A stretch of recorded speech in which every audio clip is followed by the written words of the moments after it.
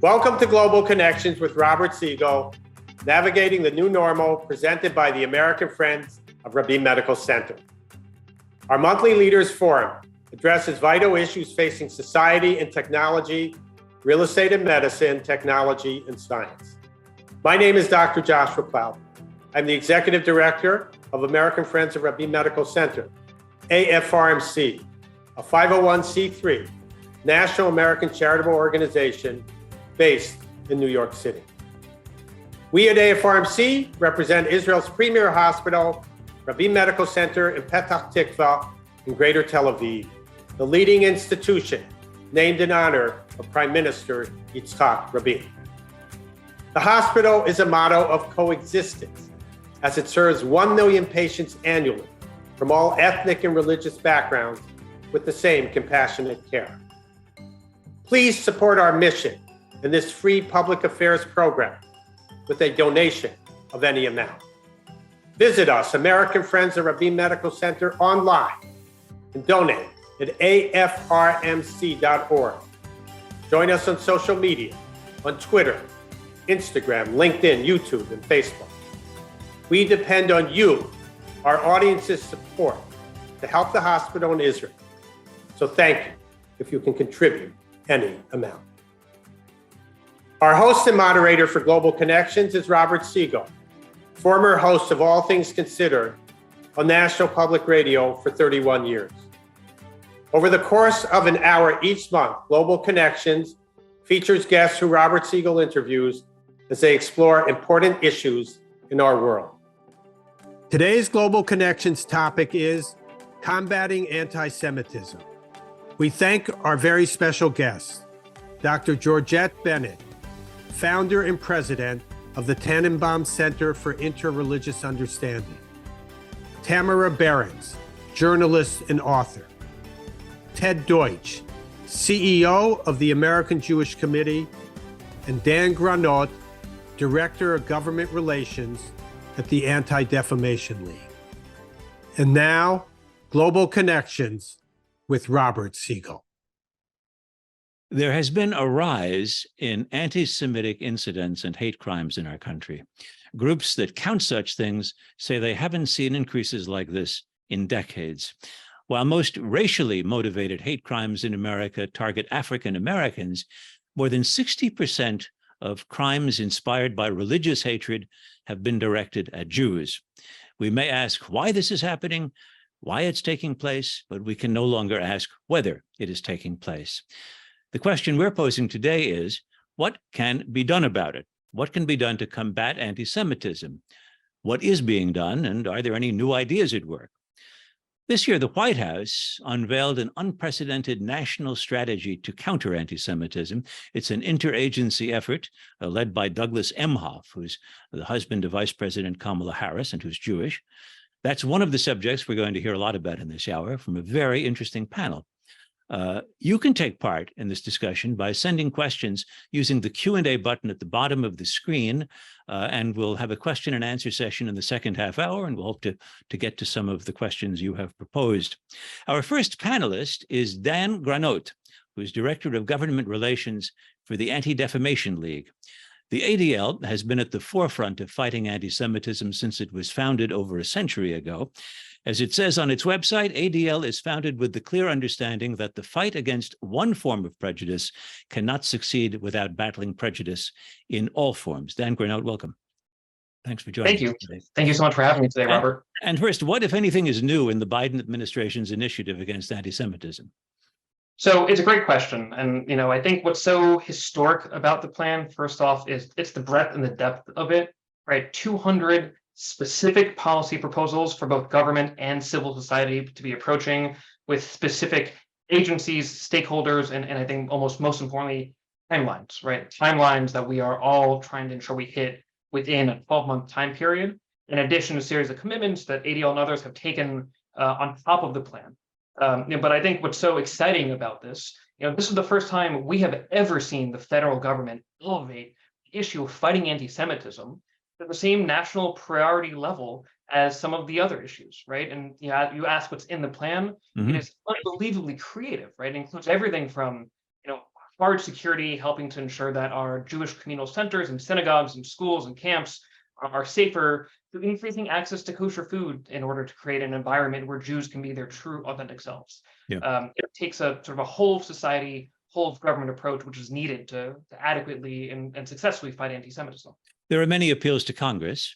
Has the strategy met with bipartisan support on Capitol Hill?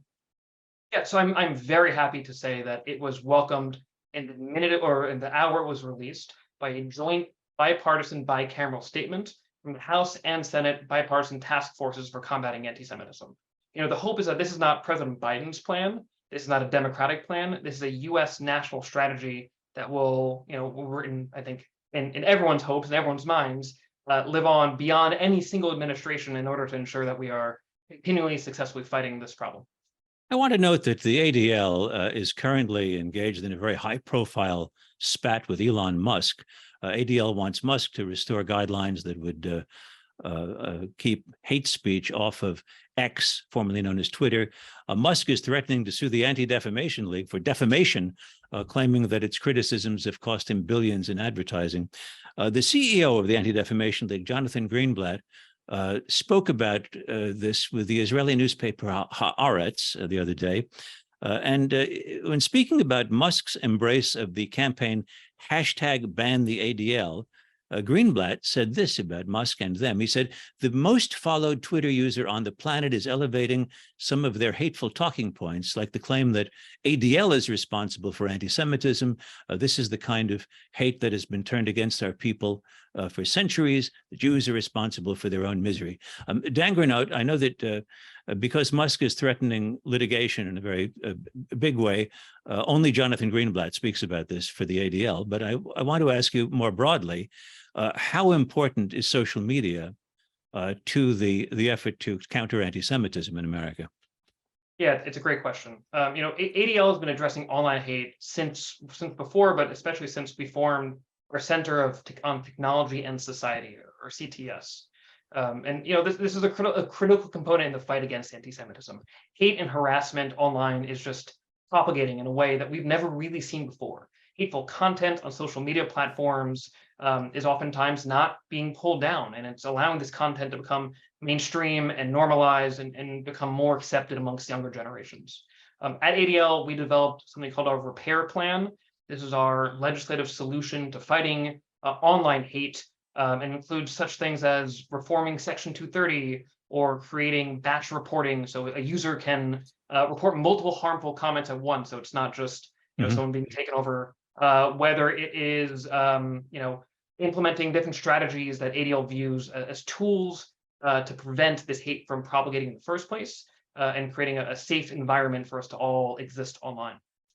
I quoted from ADL's own description of its mission that the fight against one form of prejudice can't succeed without battling prejudice in all forms. Some people would say that's a very fine, nice idea, but it's this one specific form of prejudice, the one against Jews, that's on the rise with its unique features that disturb me right now.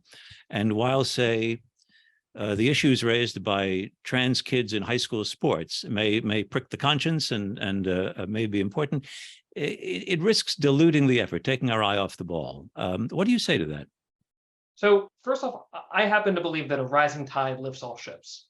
And I also happen to believe that an anti-Semite is almost inevitably going to end up being a transphobe or homophobe, because oftentimes hate does not live in specific silos. Now, I'll say that these debates are longstanding. There are some in our community, like you're mentioning, who believe that we should only be focusing on Jewish issues, specifically anti-Semitism, and that we should not be involved in solidarity with other communities. I think others understand that on some level, these aren't really separate fights, right? In many ways, our fates are intertwined when we talk about hate and we talk about anti-Semitism. I think many of the greatest human rights luminaries of our time have reminded us of this, whether it was Dr. King saying injustice anywhere is a threat to justice everywhere. There are just consistent stream of these statements. I also don't think it's a case of we're just in this together, right? I think we need to understand that anti-Semitism, racism, transphobia, homophobia, sexism. These are all mutually reinforcing systems of oppression, and that anti-Semitism both feeds into and off of other forms of bigotry. Again, whether it's racism, transphobia, homophobia. Yeah. Let me just say when you look at what was the deadliest act of anti-Semitic mass violence in the history of the United States, it was the Tree of Life shooting at the synagogue in Pittsburgh.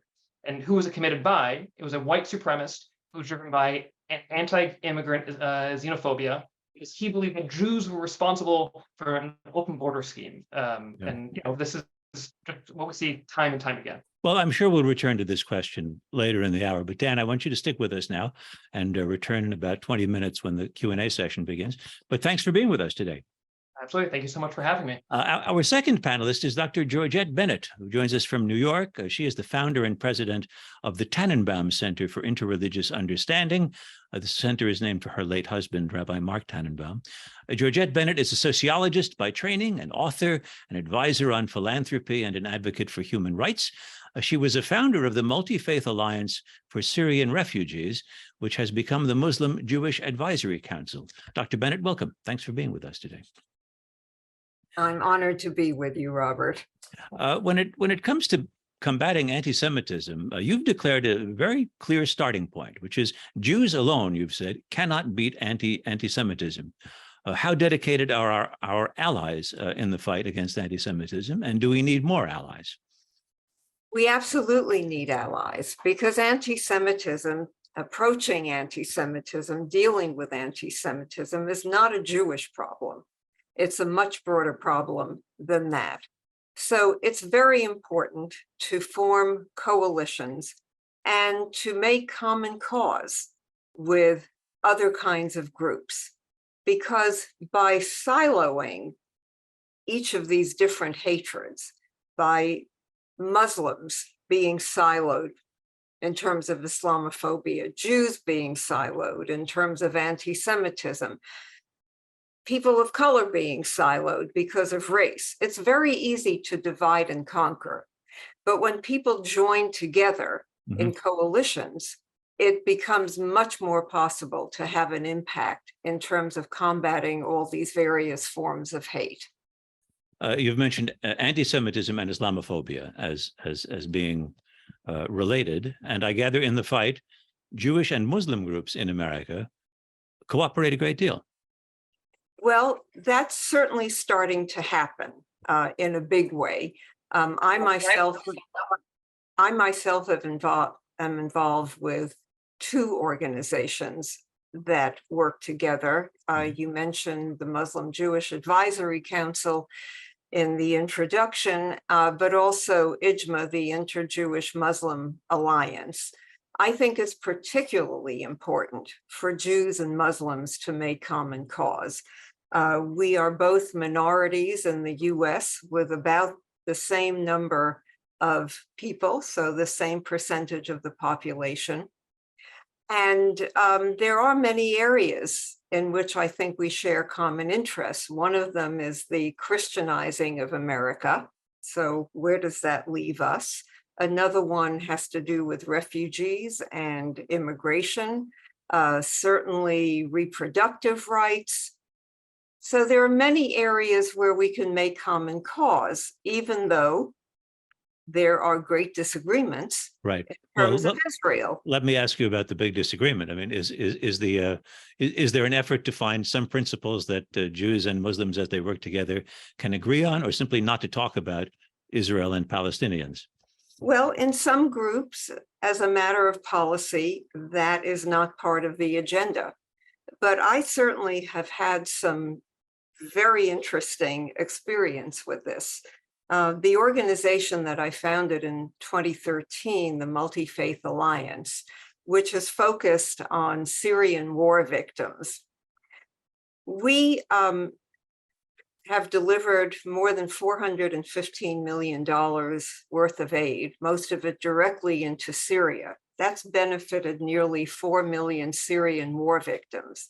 And a lot of that was done with Syrians and Israelis working together. And I can tell you that by working together, these sworn enemies were able to rise above hatred, above suspicion, and alleviate a tremendous amount of suffering. And it changed hearts and minds. And an example of that is that when the work was revealed in a 45-minute interview with 3 Syrians who were working with Israelis, Al Jazeera picked up that story. And when it went on Al Jazeera's website, Al Jazeera was bashing these Syrians as traitors for working with Israel. But more than 90% of the comments on the website, and this was Al Jazeera in the Middle East. This was not Al Jazeera America. So these comments in Arabic bashed Al Jazeera for bashing these Syrians as being traitors and defended the work with Israel. It was quite extraordinary. And we saw this happening over and over and over again. Dr. Bennett, I want to, this is unfair because I'm going to ask you for a brief answer to a question that we could spend the rest of the week talking about. You've spoken of group narcissism as something that we're up against when we're trying to confront anti-Semitism. Explain, what is group narcissism? What can be done about it? So group narcissism is the belief that one's own group has a monopoly on truth. Once you hold that belief, that leads to apocalyptic thinking, which divides the world into the children of light and the children of darkness. And of course, it's the Jews who often end up being the children of darkness. Once you're othering a group, you can then dehumanize them with hate speech. And then it's a very short leap from verbal violence to physical violence. And I think it needs to be addressed in a lot of ways. It's a multidimensional thing. Number one, and kumbaya is not the answer. You have to, number one, do deep listening because there's a lot of fear behind hate, and you have to understand what the fear is. You have to understand what attracts people to hate groups. And I can give you one example of a former skinhead who said, they gave me power when I felt powerless. They gave me visibility when I felt invisible. They gave me community when I felt alone. So you have to do curious listening. You have to allow them to express their grievances. And using that method, this former skinhead has deprogrammed many white supremacists. Number two, deplatforming and going after finances of these groups. The Charlottesville lawsuit is doing a lot of that. Number three, counter propaganda and deprogramming. You've got to delegitimize the reference group because it's only when that's seen as flawed that its adherents will be open to alternate thinking. And we see that happening with the people who have left QAnon, for example. Yes. You have to amplify the message with media. Number four, legal resource. You have to use the available law to combat hate speech and hate crime. Now, hate speech is protected, but incitement to violence is not. And hate speech is the prelude to incitement.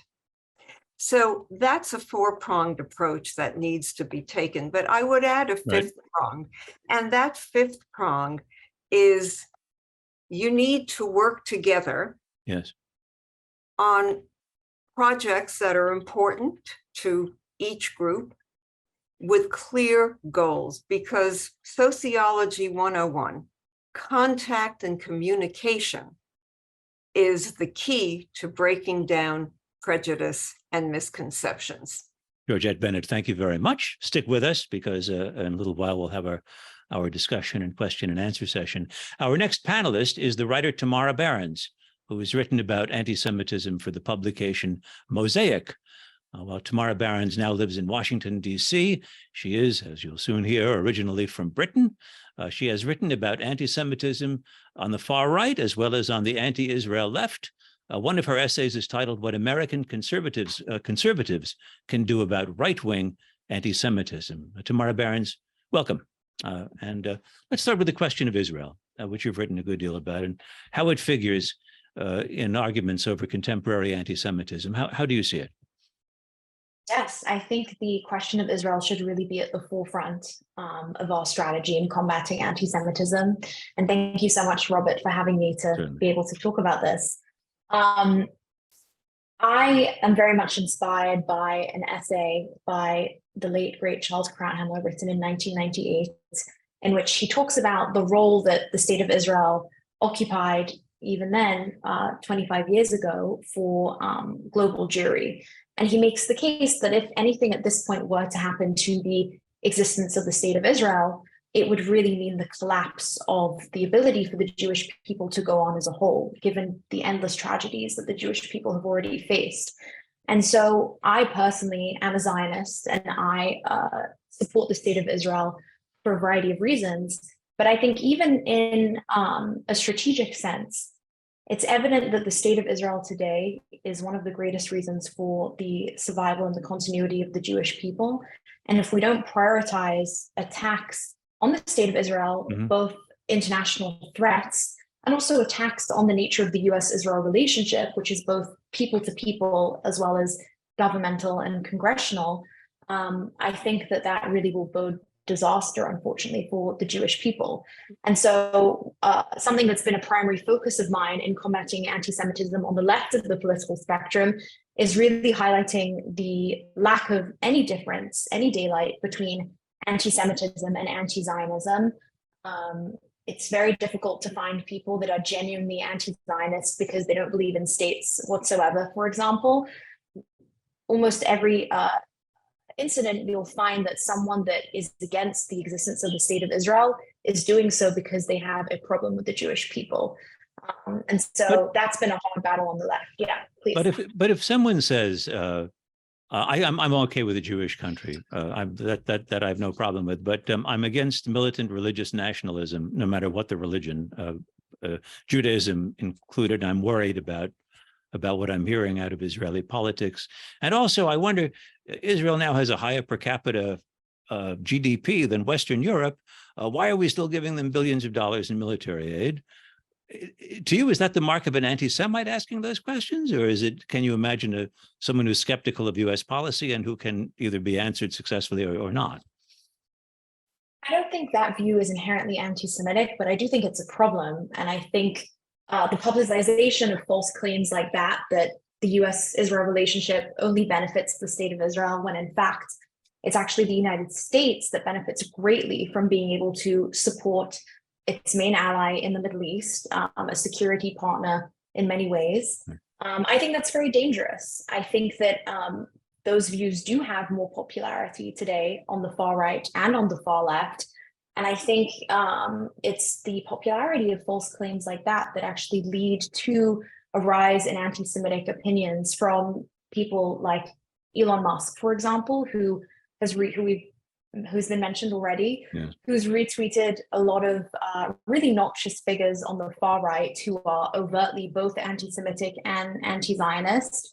I think that's a huge problem. But at the same time, on the campus left, and obviously college campuses are the environments in which our future leaders are produced, we see that anti-Semitism is at an all-time high.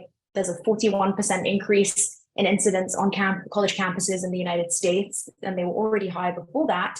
And on campus, primarily, the way that Jews experience anti-Semitism is through anti-Israel incidents, not just speakers that say overtly anti-Israel things, calling for the destruction of the Jewish state, but also attacks against those who want to be proud Jews, display an Israeli flag in their dorm, so on and so forth, have a mezuzah on their door.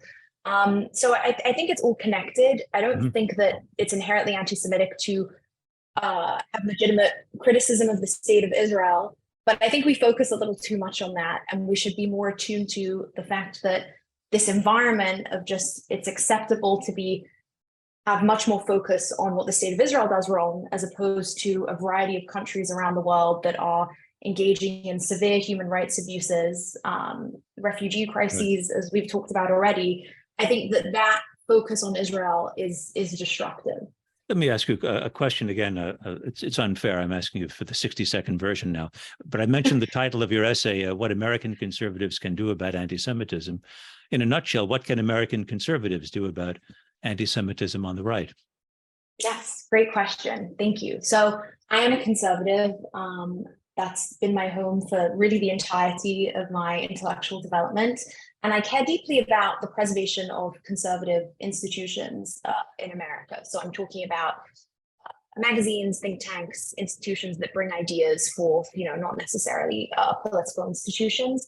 And I think that I've noticed that a lot of these are increasingly beholden to an atmosphere in American public life in which whoever shouts the loudest, no matter really the substance of what they're trying to say, is able to get their message through just merely because of the way social media is organized in favor of these sort of individuals that used to be on the fringes and really organized against, I think, established institutions that we should be showing loyalty to. So what can American conservatives do? I think that we need to be really aware of the spreading of anti-Semitism on the far right and how that impacts the conservative mainstream. Anti-Semitism absolutely exists on the far left. And, I've just talked about anti-Zionism, which I do think is primarily a problem on the far left. That being said, these ideas are beginning to take hold on the far right as well, with individuals who have far too much popularity, hundreds of thousands of combined followers, millions of followers on social media websites, propagating the view that there's a Jewish lobby that controls the United States, and that's the reason for US support for Israel. And we really need to be making the case that US support for Israel benefits both the United States and Israel and the Jewish people, and that the Jewish people are a special entity. The Jewish people, I think, have given the world so much, monotheism, morality, in my view, really comes from the Jewish faith. And I think that's something that we need to be comfortable in saying. Yes, the Jewish people are different. We're not like everybody else, and that's a good thing. I don't think we should shy away from that conversation by any means and trying to sort of create this false narrative that the Jewish people are just like any other minority. That's not true. We have to own who we are, and we have to be honest about that, and we should be proud of who we are. Tamara Berens, thank you very much. And we'll be back to you when all of the panelists talk together in just a few minutes. But first, we turn to our fourth panelist, Ted Deutch, who is the president of the American Jewish Committee, chief executive officer, I should say. From 2010 until 2022, Ted Deutch was a Democratic member of the House of Representatives from Florida. His district included parts of Broward and Palm Beach counties. In the House, Deutch chaired the Ethics Committee, and before serving in Washington, Ted Deutch spent 4 years in the Florida State Senate. And the demands of his schedule mean that he's just with us for a few minutes. Good to see you, Ted Deutch. How are you? It's great to be with you. Thanks for having me, Robert. Let's hear from you on the Biden initiative. It's unprecedented. We've heard from our representative from the ADL, Dan Granot, of all of the new features of it. Have things actually happened? That is there motion on Capitol Hill toward passing things that are urged in this initiative? Are there are companies changing their policies all around us? What's going on? Yeah, as a matter of fact, there's, first of all, it is unprecedented. We don't take for granted the fact that a community like ours, the Jewish community, is very small.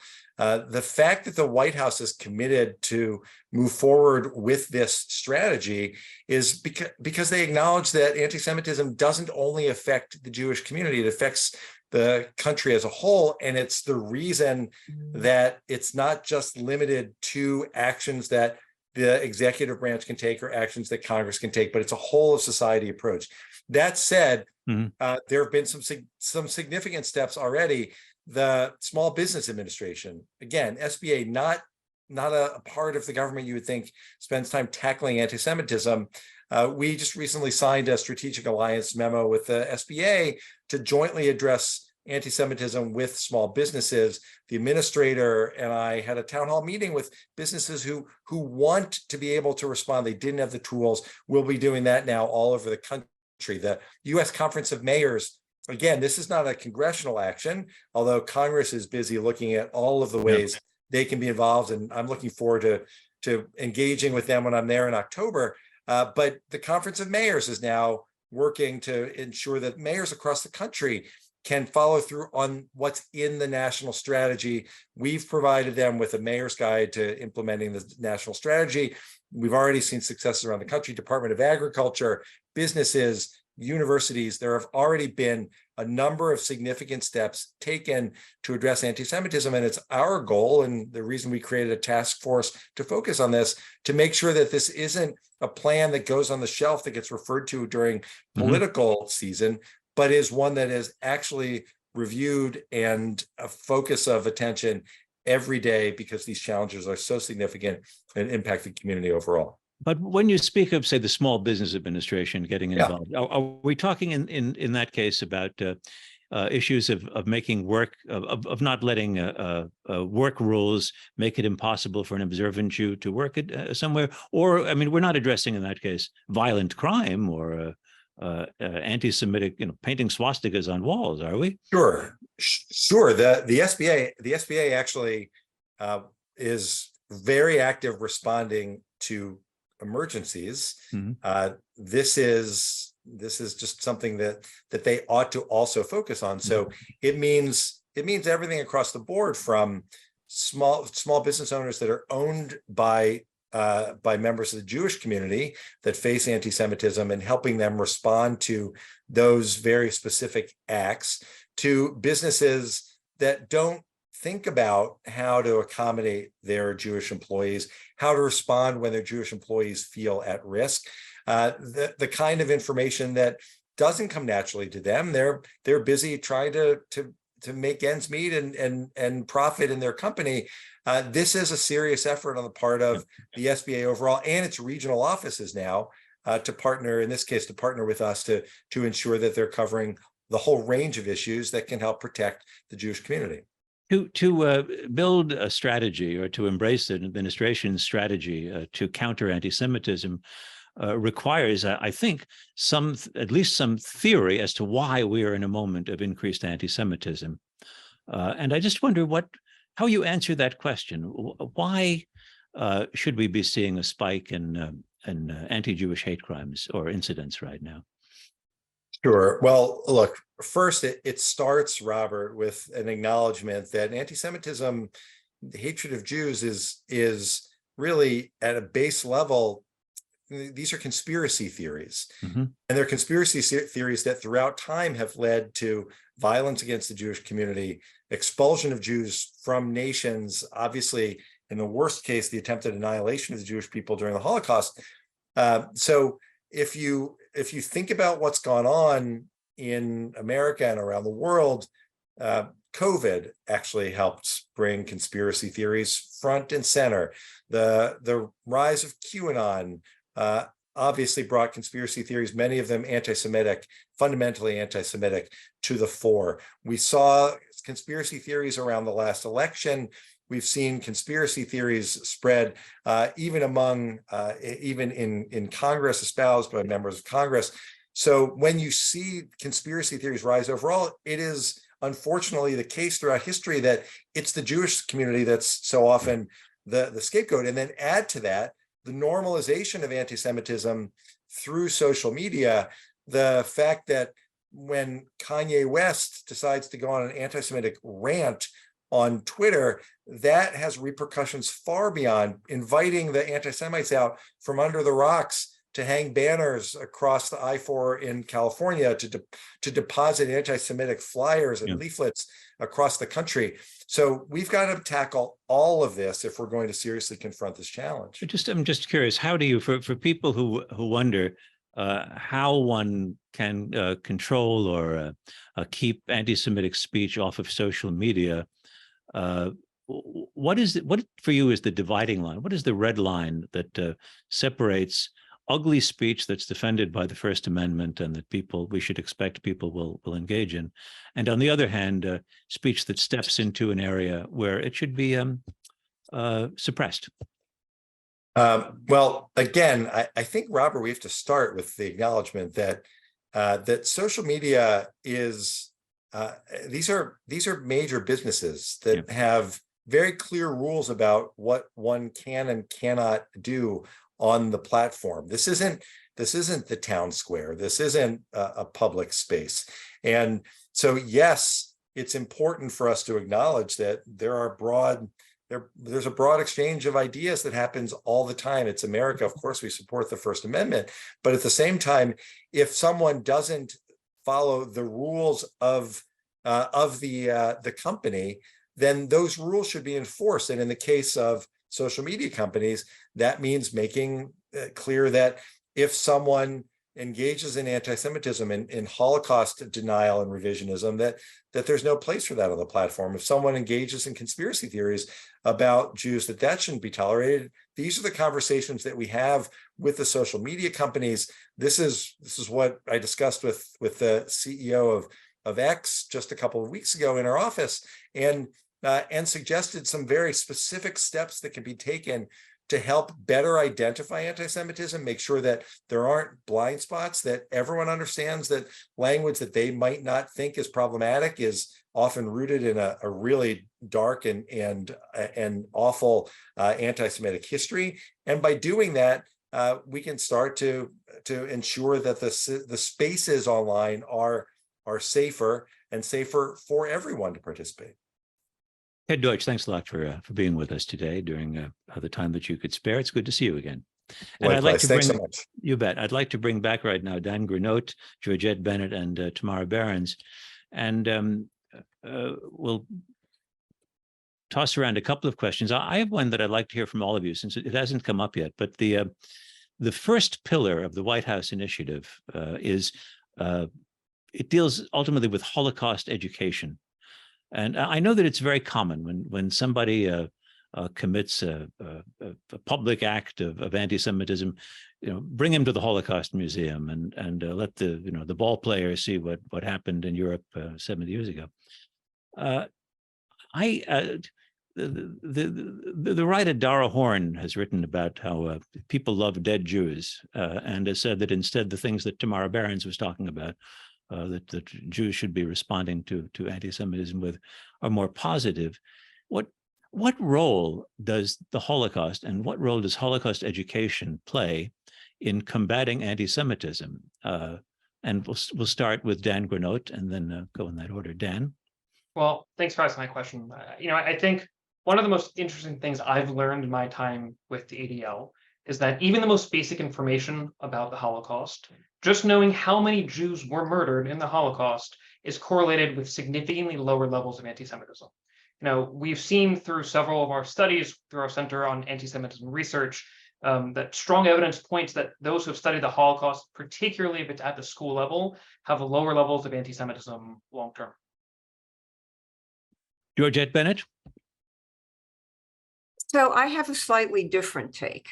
I think it's very important to popularize history, to make it commercial.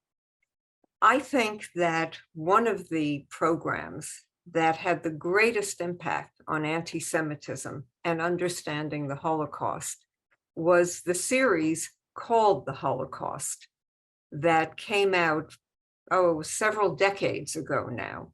But the impact of it was absolutely tremendous in terms of attitudes toward Jews and the understanding of the Holocaust. I think we need to do much more of that, popularize it, use popular vehicles to talk about history. And Tamara Berens, do you think it's a central part of combating anti-Semitism? I think it's important, but I think ultimately Holocaust education can unfortunately be meaningless if it isn't tied to education about who Jews are today, what living, thriving Jews look like. And obviously that involves education about the state of Israel, the foundation of the state of Israel. And it also involves education about Jewish Americans and the different types of Jewish Americans that exist, what they look like, how they practice. I do agree with a lot of Dara Horn's point, as you mentioned, from her book, People Love Dead Jews, that people have a discomfort with Jewish survival, Jewish thriving.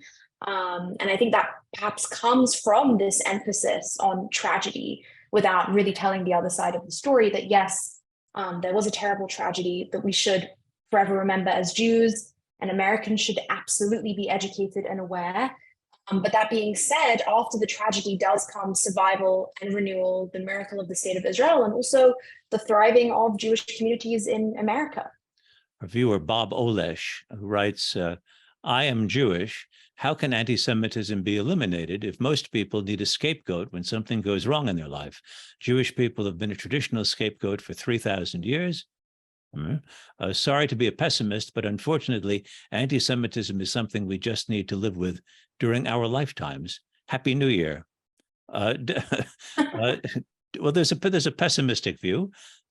Georgette, Bennett, shouldn't we assume that 10, 20 years after a successful initiative from the Biden administration, there'll still be anti-Semites? Oh, yes. I think there will always be anti-Semites, but I think it is possible to reduce the extent of anti-Semitism by engaging in some of the activities that we've all been talking about here. And to Tamara's point, I think there is also a matter of religious literacy. There's such a tremendous misunderstanding of Judaism, and that the roots of the religions that a lot of the anti-Semites practice, really what they consider good in their religions comes from Judaism. And this is something that I think they need to understand. Tamara, I think, was talking about this while you interviewed her. Mm-hmm. And Dan Granot, thoughts about is pessimism perhaps warranted here? I think the key word there was eliminated. I think the effort is to combat it, not to eliminate any form of hate.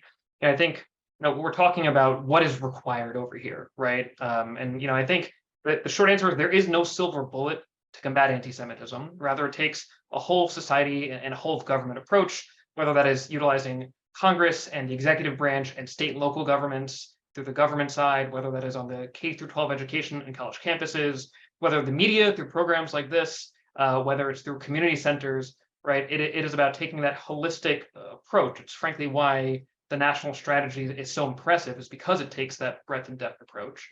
And it's something that ADL has, through our combat plan, attempted to use as well.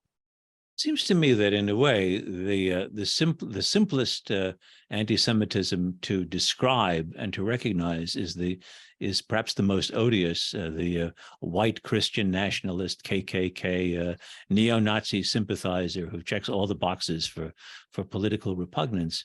But what about traditional allies in the drive for civil rights? When those groups come together and say, by the way, we're not just opponents we're not just against opponents of voting rights. We're not just against homophobes and misogynists and xenophobes. We're also anti-Zionist and against people who support Israel. Are old alliances surviving the current rise of anti-Semitism, Dr. Bennett? Well, it's very interesting because Henry Louis Gates Jr. is just about to produce a series. I think it's a 4-part series called Black and Jewish in America, in which he is making the case for reviving the traditional African-American Jewish alliance. But we have to identify the issues around which alliances can be formed, because it's not Jews who can combat anti-Semitism. It's got to be the non-Jews who combat anti-Semitism.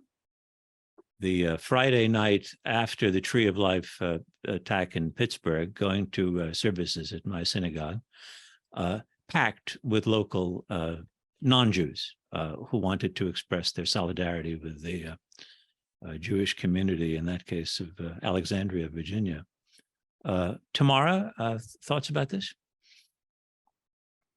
I think that finding allies is incredibly important. It's something that I've always prioritized in the UK. I grew up in London, very multicultural, and tried to form as many ties as I could with other Middle Eastern minorities, such as the Kurds, the Assyrians, and sort of bring them to the fore alongside Israeli voices, and really try and forge that bond. And I will say, having moved to the United States, I found that there are many Christians that have been very strong allies of the Jewish people. And I think a lot of the misconceptions of Christian Zionism are, I hope, starting to reduce, seeing the kind of genuine support, not just for the state of Israel, but also support for Jews facing anti-Semitism from prominent Christian voices. I think there's a lot more that can be done.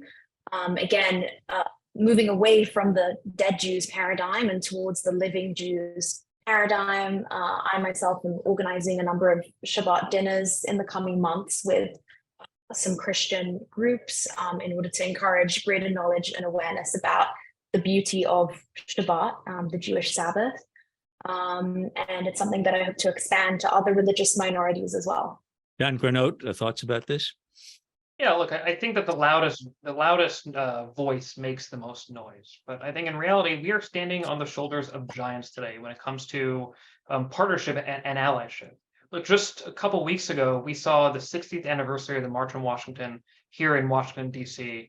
And we saw the strength of the Jewish African-American partnership in the fight for civil rights.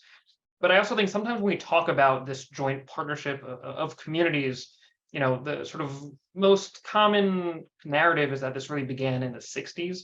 And the truth is this goes back so much further than that, right? Whether it is going back to the 1800s when African-American communities took up collection funds in churches to help repair Jewish communities who were facing violence from pogroms, whether it was HBCUs who really helped save the Jewish intellectual class from annihilation of the Holocaust by providing professorships and which created visas in order to bring people over.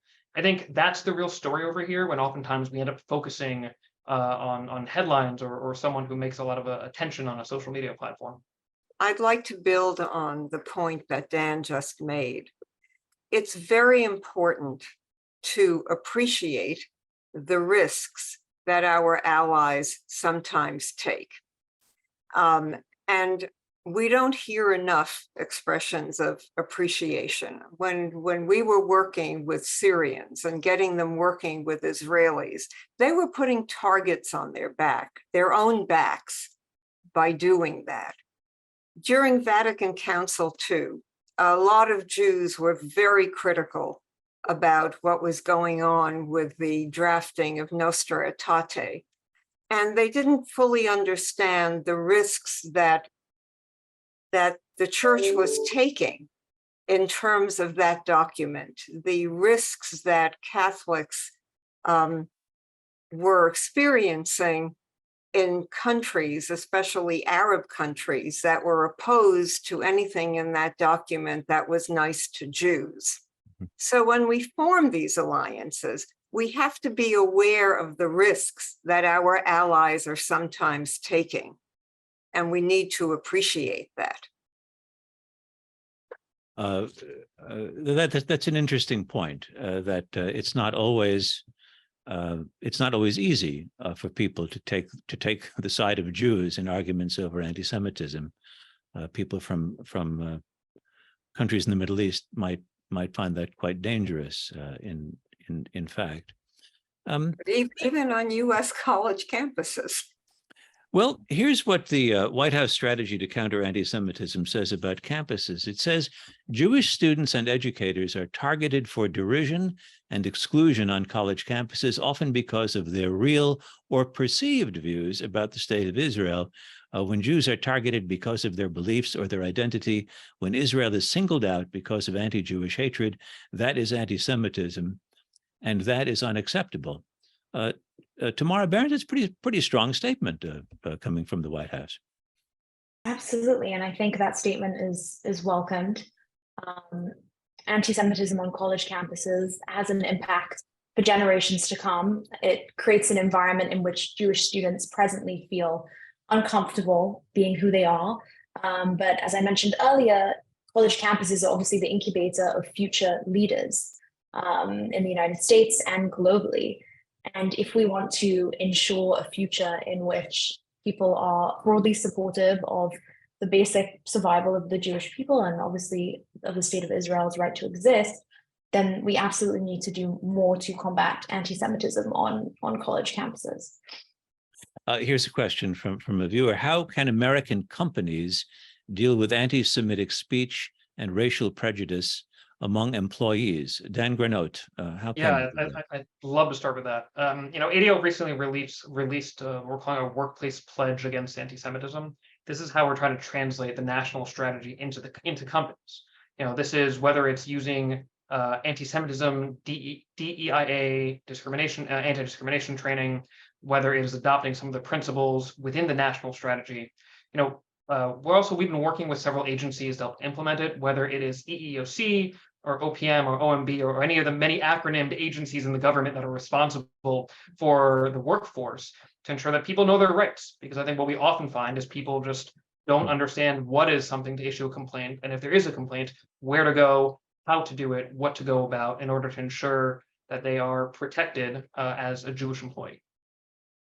I asked Ted Deutch a few minutes ago when he was with us for an explanation, of a theory of why it is that we're talking about a spike in anti-Semitic incidents and hate crimes, and I haven't heard from the three of you on that score. And Dan, let's start with you. I mean, why do you think this is happening, Rand? Is it simply the availability of a medium that gives life, that is social media, that gives life to conspiratorial thinking?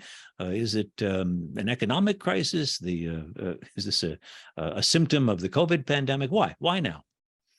Can I just say yes to that? I think what's so interesting about anti-Semitism, right? There is no single, just how there's no single solution, there's no single cause, right? It's a conspiratorial theory. Jews are both too powerful and yet also subhuman. Jews run the world and yet should not belong in any room. I think all the factors you listed and then some. It is partially social media and the driving of the conspiratorial theories. It is partially economic downturn. People look to see where anti-Semitism as a solution. I think one of the things about anti-Semitism that we see is that it mutates to match whatever is the need of the day, right? It becomes the answer to whatever question you have. Why is your life so bad? Why is your community at fault? Why is there war? Why is there famine? Why is there a global pandemic? Anti-Semitism becomes the false answer to answer any of these questions. So it's a solution. It explains what appears to be an inexplicable world. Aha, there must be a conspiracy that is manipulating events in somebody else's favor, because it's not in my favor that things are happening. Tamara, exactly right. What's your view of why we're experiencing increased anti-Semitism? Yeah, it's a great question. I think we're witnessing a very troublesome decline in traditional institutions, marriage, religious observance in America. I think all of this is leading to, for many Americans, a crisis of loneliness, lack of direction, and really just creating all of the conditions to allow people to turn to extremist ideas online, both on the far left and on the far right. And so I think a resolution to this has to be strengthening the institutions that provide people with meaning, and to try and discourage as much as we can the rise of individuals on social media gaining a lot of power and influence without really any credentials that should allow them to do so. Dr. Georgette Bennett, you've described the group narcissism at work. You've described conspiratorial thinking, but why now? Why should all this be on the rise at this moment? Well, I'm a sociologist, and everything that Tamara and Dan have said is absolutely correct. But there's another factor as well. Anti-Semitism has become acceptable. It's become acceptable. And what we have to do is we make it unacceptable in the same way that we made smoking unacceptable. Smoking is no longer cool. Well, anti-Semitism has become cool. Well, I think what did in smoking ultimately was serious federal government action and heavy taxation so that a pack of cigarettes costs a lot more than it used to when I was smoking. Well, how do you do something comparable to that? Yes. Well, we are doing something comparable.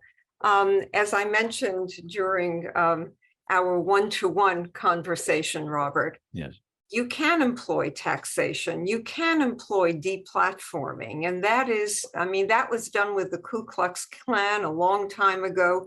The FBI went after them, the IRS went after them, and the IRS is what ultimately bankrupted them. The same thing is going on now with the lawsuits against these extremist groups in Charlottesville. So yes, you can employ the same techniques, but you also have to look at the sociological angle, which is what makes it socially acceptable, and then also tackling that.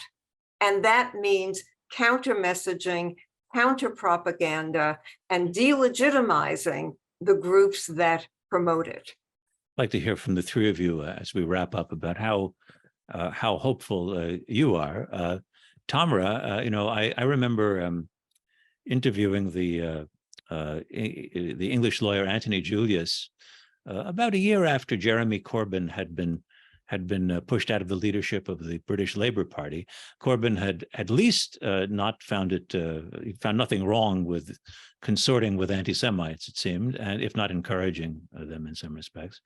A year later, I was curious, and Anthony Julius said, no, there's been real improvement. Changing leaders made a really big impact on the Labour Party, and no, things are much better right now. I was surprised by how positive he was about things. How optimistic, how hopeful generally are you?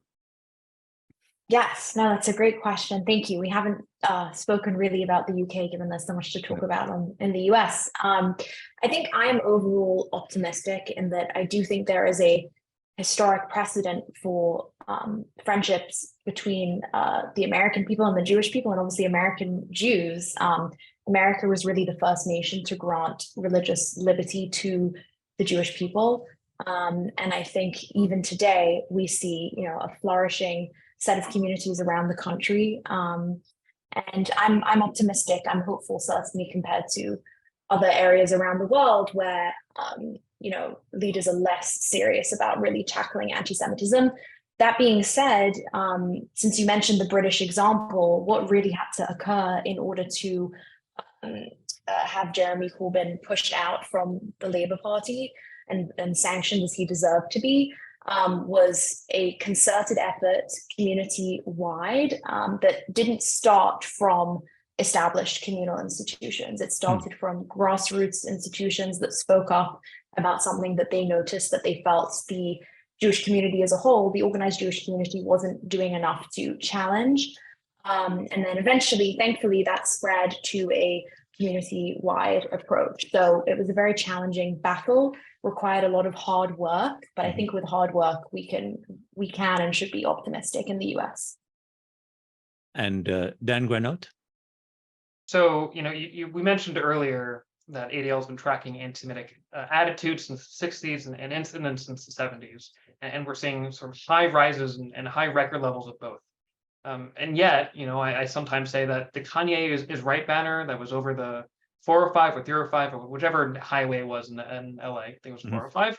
That did more to elevate and amplify the fight against anti-Semitism than so much else that's happened, right? I think in many ways that was the moment where it translated from those of us who spend our life studying this to everyday layman's terms that they recognize that this was an issue.